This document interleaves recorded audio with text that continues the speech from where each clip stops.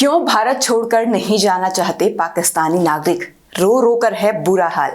नमस्कार, मेरा नाम हिमांशी नेगी है और आप देख रहे हैं न्यूज़ टाइम। आज हम चर्चा करेंगे उस महत्वपूर्ण घटना पर जब पहलगाम में हुए आतंकी हमले के बाद भारत सरकार ने पाकिस्तानी नागरिकों को देश छोड़ने का आदेश दिया। पहलगाम में 22 अप्रैल को हुए हमले में 26 निर्दोष जाने गई और उसके बाद देश भर में गुस्से की लहर है। कई पाकिस्तानी नागरिक जिनका भारत में घर है, परिवार है, इलाज या रोजगार है, अब आंसुओं के साथ लौटने को मजबूर हैं। कुछ ऐसे भी हैं जो सरकार से कह रहे हैं, अगर हम दोषी हैं तो गोली मार दो, लेकिन हमें भारत से मत निकालो।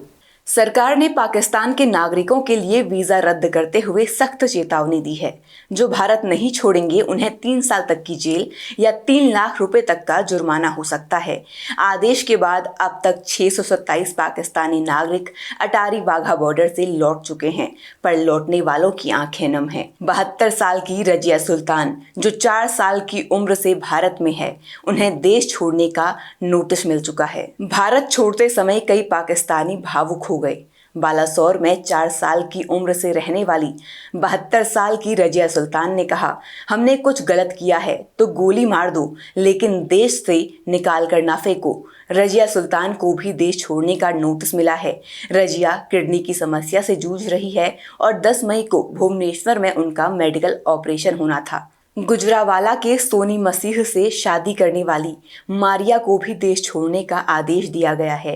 बीते साल ही उन दोनों की शादी हुई है और मारिया प्रेग्नेंट हैं।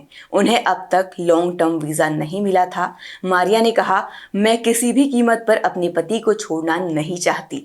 भारत आए पाकिस्तानी नागरिकों के वापस लौटने की डेडलाइन खत्म हो गई है, लेकिन इसके बाद भी कई पाकिस्तानी नागरिक अब भी भारत में हैं। ऐसे में इनकी वापसी पर अब आगे क्या कुछ होगा?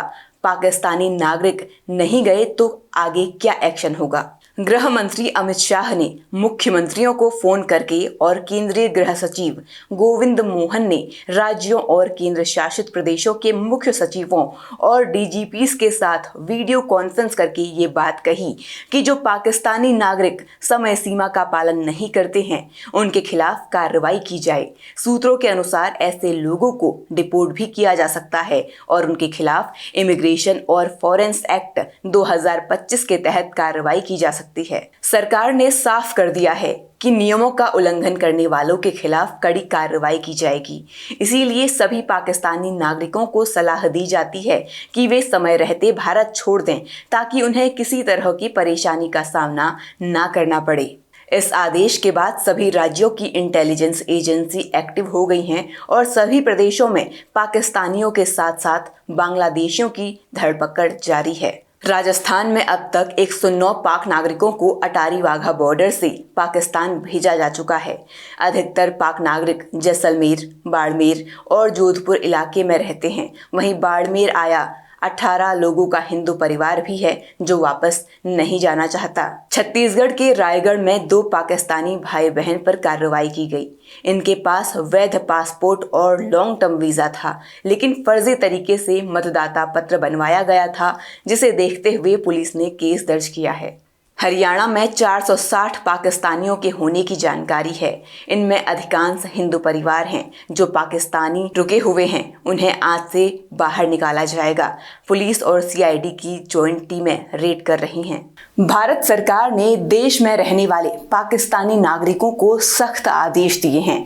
इसमें कहा गया है कि जो लोग तय समय सीमा तक भारत को नहीं छोड़ते उन्हें गिरफ्तारी, मुकदमा और 3 साल तक की जेल की सजा या 3 लाख रुपए तक का जुर्माना या दोनों का सामना करना पड़ेगा।